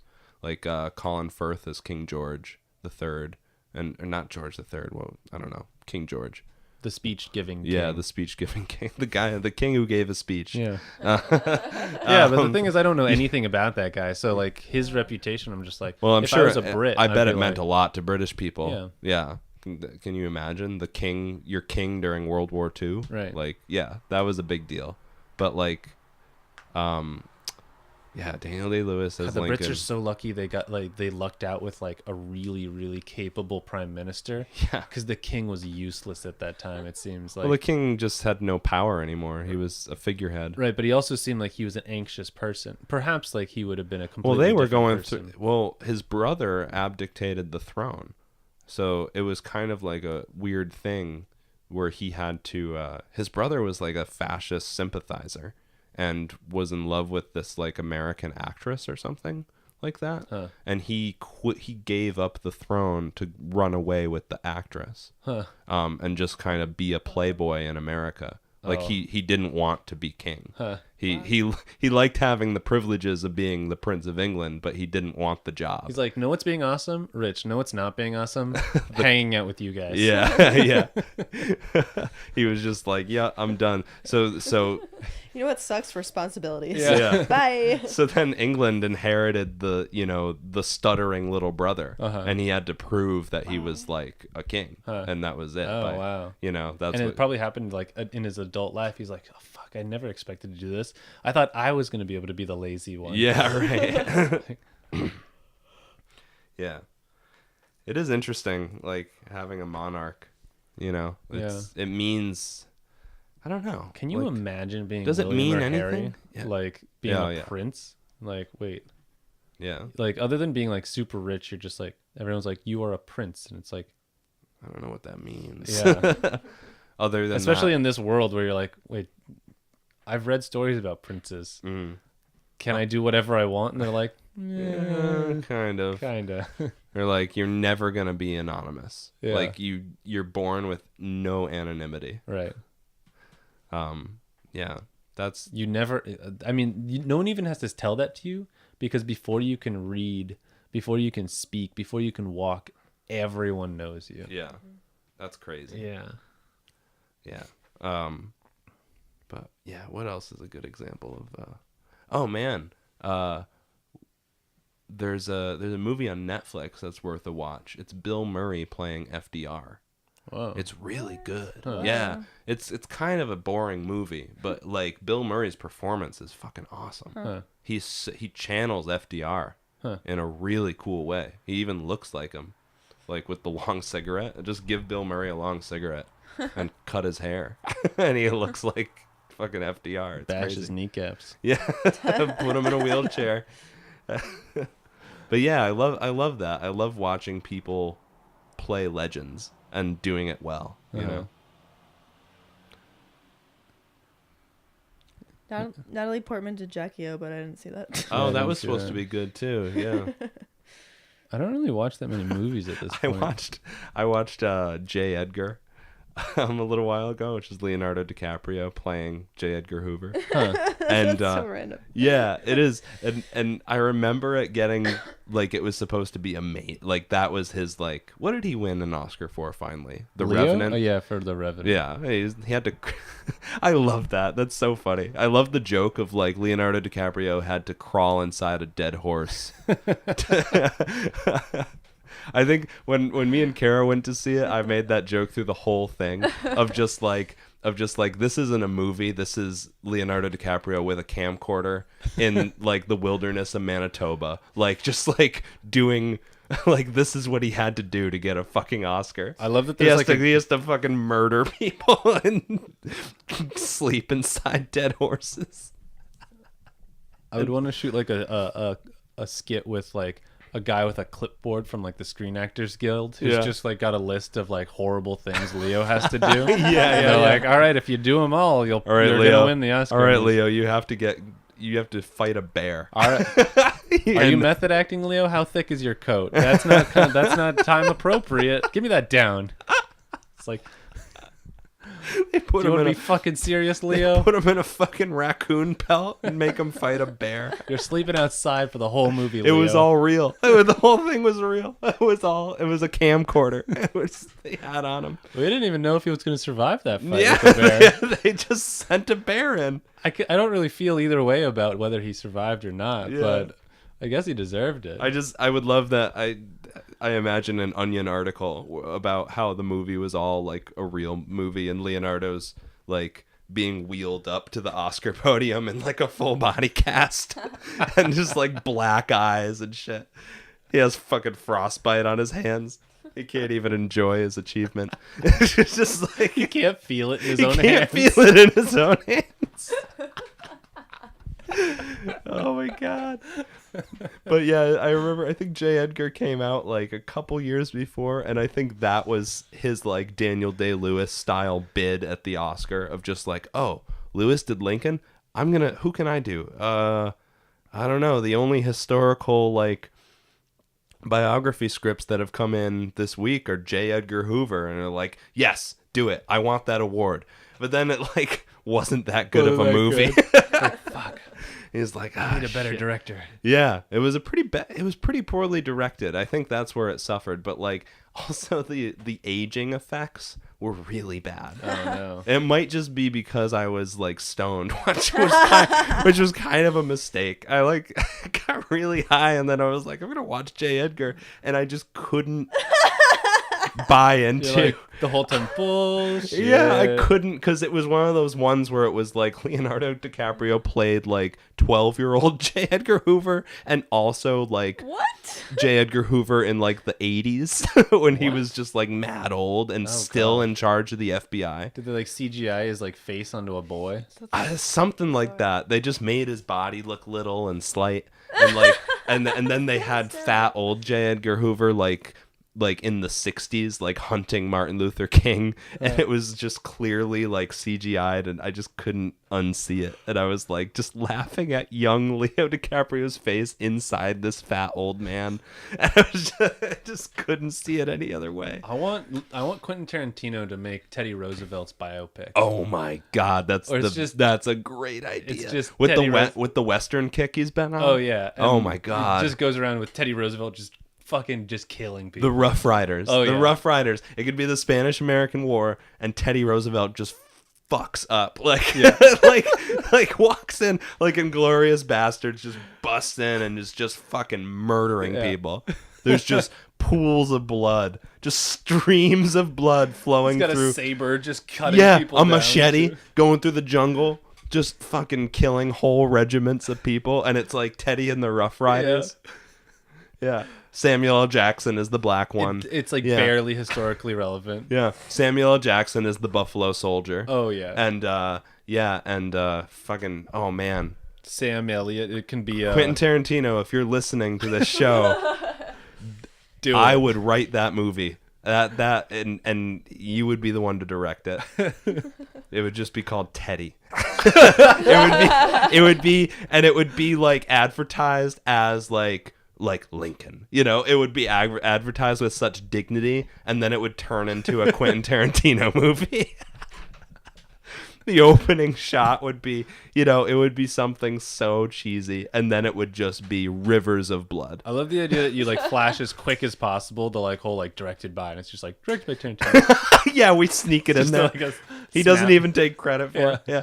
Or no, it's like it opens up and you think it's gonna be like, like Glory with Matthew Broderick. It's gonna be one of those like pumped up American super dignified movies, and then all of a sudden it goes into old 70s fucking like Tarantino's like thing. Like, what do they call that? The big font he uses? Is that what you're talking about? Or just the film quality. What does he shoot on? Shoots on 35 millimeter 35, film. yeah. He shoots on film in ways that like so that it looks a little different. Yeah, and then it just turns into like the 70s like, like blaxploitation cinema like style like Teddy Roosevelt. Yeah, it's just like Teddy, just like walking with a big stick, just being a badass, just clubbing people. That's it. Everyone's vision of Teddy Roosevelt is that he was just a fucking badass. Isn't there an amazing CGI like action movie, just like Teddy, dude, boom, boom, boom, boom, Teddy, Teddy just bare knuckle boxing people. Oh yes, just going up to Yellowstone by himself. I want John C. Reilly to play Teddy. Oh, that would be good. Yeah. That would be really good. Oh, man, that would be good. I love that. Can you imagine that movie? Holy shit. Him just fucking people up the whole time. It's like 3 hours long because it's Quentin Tarantino. It's like in 3 parts. It's a fucking 8-hour long movie of John C. Reilly just murdering people. And he puts out part 2 before part 1. Yeah. Teddy part 2. It's like, where's part 1? It's like, it's coming. Teddy Roosevelt part 2. He's just fucking people up the whole time. Oh my God, the Spanish-American War would be its own movie, and it would just be brutal. Huh. It would be brutal. But then him in office, I imagine, it would be a great movie regardless. Because part 2 would come out first, and it would be the war, it'd be the action movie to just get you excited, and then part 1 is like part 1 would be a little slow more drama. Yeah, Kinda a little like more how serious. Kill Bill was fractured like that. Yeah, definitely. Oh, he could do it. We know he could do it, but man, Quentin, buddy, That'd be great. make that movie. Get off your ass. Off. Make What the is he movie. even? Jesus, we've already done all the work for you, buddy. Yeah, we got Get the your whole shit premise. together. Stop watching stupid old movies and make a new one. What are you even doing these days? I don't even know. The last movie he made was Hateful Eight. He's probably just at home watching Pulp Fiction over and over. Oh, again. it's just like jerking off. Oh God, this movie's so good. Non-linear storytelling in movies. Yeah. Oh, I did it. I did it, I man. fucking did it. So Quentin, I won Cannes.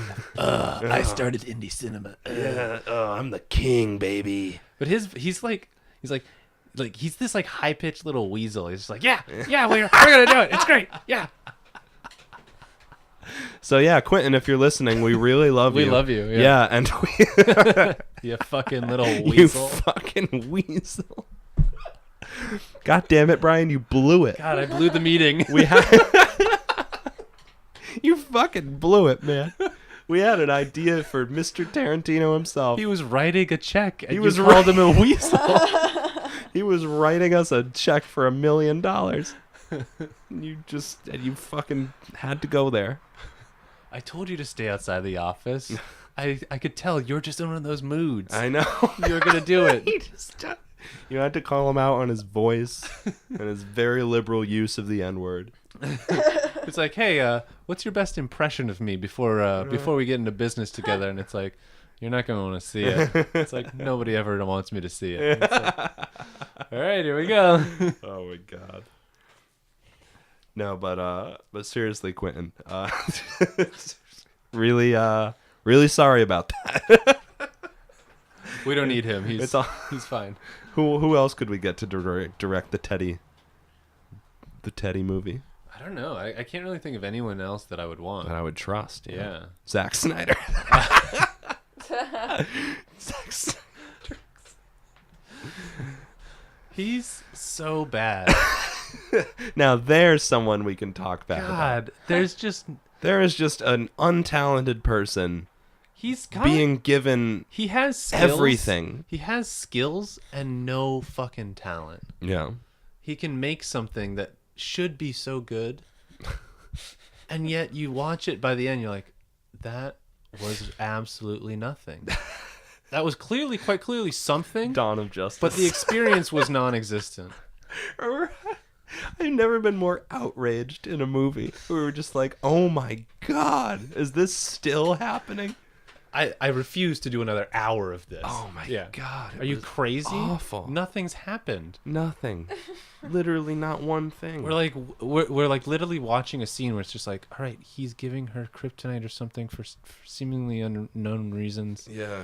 I don't know why I should care. I don't care about anything that's going on. It's crazy because it was like I already know these characters and I'm not invested in them. Yeah, it was which is insane. Which is insane because I should be. Yeah. It should. He's operating under the assumption of like, I don't need to establish the characters. You already know who they are. I'm just gonna make them do cool shit and splice it all together somehow. Yeah, and it's gonna be awesome. There's no story, and it somehow keeps making enough money that he's just like, they're like, oh, you made $10 million last time. Yeah, of course he did. Here, hand it. Because it's Batman. It's not on his strength. It's this total false. What did they call that? False reading of the situation. Of just like, yeah, you put the shittiest director you could find in charge of, of our gold property. Yeah, you've put the shittiest director you can find in charge of a movie about fucking Batman. Of course, 1 million people are gonna see it. That was the thing with Star Wars that was such a hot debate of just like, was this movie good or was it just because it was Star Wars? Like, is J.J. Abrams the right guy for the job? It's not even, or was he the right guy for the job? Maybe it was a fine movie. I don't think it was groundbreaking. Well, nothing J.J. Abrams does is like super feels like it's right, but that's the thing. He's like Spielberg. I mean, he's the new Spielberg where he does like a really awesome thing that like doesn't feel like it's quite that groundbreaking. Right. But it's still a good story. Was Spielberg groundbreaking at the time? I don't know. Like, I wasn't alive for I don't think he was. I think he just told really fun stories. Yeah, I mean, he was that's how he's remembered as a storyteller director. He's not like a Paul Thomas Anderson kind of, groundbreaking like storyteller. Yeah. He's just known as like he and Kubrick seem to be like on two sides of like Grant Kubrick is older, but like Kubrick was just like the super serious visionary. Yeah. And Spielberg seemed like he was just like Spielberg's the pop star. Yeah. Kubrick's the rock star, Spielberg's the Beatles. I can see that. He's the Beatles of directing. Yeah. Just like it's a super satisfying song. It does all the right things. It's a genius song. I mean, Spielberg's definitely a genius. But it's in the way of it's a genius that isn't necessarily edgy. I feel like I've lost expertise in what I'm talking about because I can't think of the last Spielberg movie I've seen. Lincoln. I don't think I saw that all the way through. Oh, really? I think I saw bits and pieces of it while someone else was watching it. Can't remember the last time I've seen Jaws. I've never seen E.T. I can't remember the last time I've seen Jurassic Park. Oh, yeah, Jurassic Park. But yeah, again, these are all pop culture things. These are, Yeah. Spielberg is Raiders of the Lost. I mean, Spielberg is a pop director. I remember watching Raiders of the Lost Ark recently, and I feel like this blasphemy, and I'm just like, but I was like, Oh, come on. What? Yeah. That's how I felt at the end of the experience. I know. And I was like, part of it's like going in with such high expectations at this point. It's like, oh, I'm going to go watch Indiana Jones, who I love as a character. And yet, like, watching the experience, I felt like I was like, oh, this is bigger in my head than this movie was, Yeah. No, I get that. I mean, it's definitely not what you think it is. I remember being like 8 years old and already having an idea of what Indiana Jones was because my grandfather loved Indiana Jones, but the movies were too violent for me to watch at that time. So I would catch little bits of it like on TV, and my grandpa would be all pumped up because it was like fucking Indiana. Yeah, and your grandpa's just like, ooh. Yeah, kind of. He was psyched about Indiana Jones, so I was always like, oh, this is like a movie that like men watch, you know, in that funny kind of way. It was like a rite of passage movie. And then when I was 12, I was like begging my mom for this like remastered box set, and I got it that Christmas and watched them all for the first time.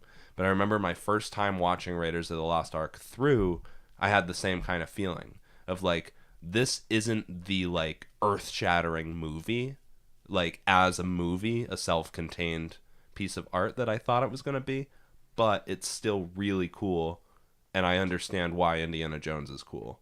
Like as cool as I always thought he probably was, based on the impressions of people around me.